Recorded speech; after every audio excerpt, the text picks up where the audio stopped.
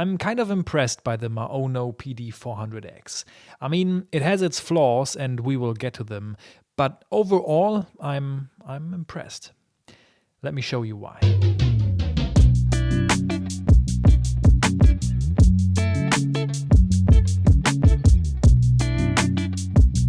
But first, the PD400X was sent to me by MAONO to make this video. I get no money making this video, but I can keep the PD400X afterwards. MAONO, however, has nothing to say about the content of this video. They just want me to make a video about the microphone.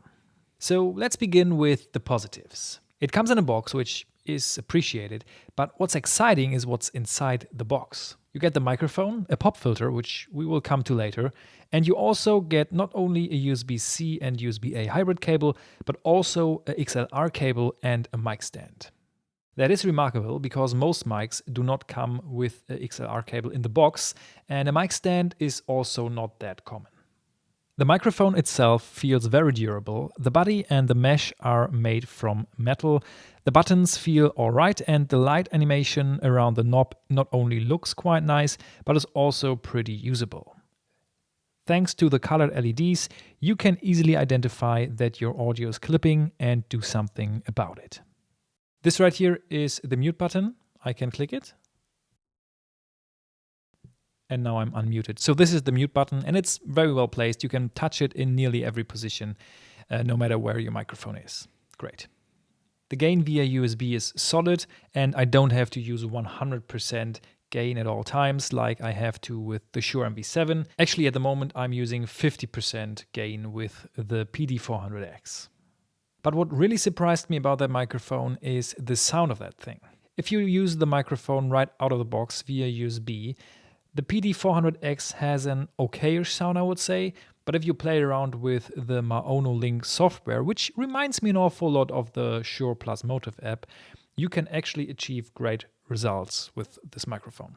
But still, I would recommend to use the included pop filter because for me, the microphone is a little bit bass heavy and I don't really like that. And with the pop filter, you can cut out a few of those lower frequencies. But still, for me, it's a little bit too bass heavy, and I even have a high pass filter set in the software. The MAONO Link software has basically the same settings as the Shure Plus Motive app, but you can actually set your own compressor and limiter settings.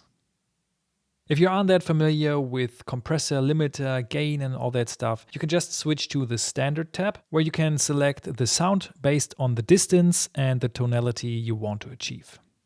Of course, you can also use the PD400X via its XLR port like I do right now. And this is where the microphone surprised me the most. I just really enjoy the sound of that microphone. Maybe it's just my voice that works good with the microphone, or maybe it's that the microphone is a little bit brighter than the other dynamic microphones I have, which makes it a little bit more sibilant, which I like. I'm not sure, but I really enjoy it. Though I must use a pop filter with it, again, because otherwise the microphone is just too bass heavy for me. And speaking of the pop filter, let's start with the negatives of the microphone.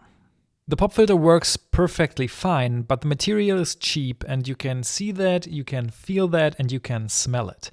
I had to ventilate that filter for 2 days outside before I could use it. It was smelling so bad and chemical that I literally couldn't speak into it, otherwise I would have vomited. Also, even though I think it is a great move to put in just one cable with 2 ports to reduce e-waste, the cable is still too short, and if you are using a microphone arm or if you're planning to use a microphone arm like I do right here, the cable is too short. You have to buy an extra cable for that. One more thing is that I really don't like the logo on the microphone. It's on the other side as well, so I have to cover it up. But you know, Shure does the same thing with the MV7, and I covered it up there as well, so yeah, perfect. And one thing that I've almost forgotten is that the yoke is kind of loose. I don't really know. It's not that precise. I don't really understand where to, put pressure on to, make the microphone stay in position. I mean, it works kind of, but it's just a little bit weird. And finally, the software MAONO Link really feels like a rip-off of the Shure Plus Motive app. I personally don't really have a problem with that because the product in form of the microphone they deliver is pretty good, but you know, But the PD400X is a direct competitor to the Shure MV7, and it's obvious that they will get compared to each other. So I don't understand why it seems like they just copied the software and added 3 features, that is the compressor, the limiter and the legacy mode. Maybe they will at least change the design of the software in the future, but until then, I will always have a bittersweet feeling using MAONO Link. You know, I don't really mind copying something and making it better, but just copying something feels kind of weird. So what are my final thoughts about the PD400X? Well, I think it is a great microphone. It's well built and to my ears, at least through the XLR port, it has a great sound. And you can let it sound pretty nice through USB as well if you fine-tune your settings in the software. Is it perfect? No. Is it worth considering? Yes. Is the Shure MV7 worth $100 more? Well, I don't know, but I will find out in the next video. So if you're interested in that, subscribe to my channel, and if this video was helpful to you, a like would be appreciated. That's it from me. I hope you have a great rest of the day and stay safe.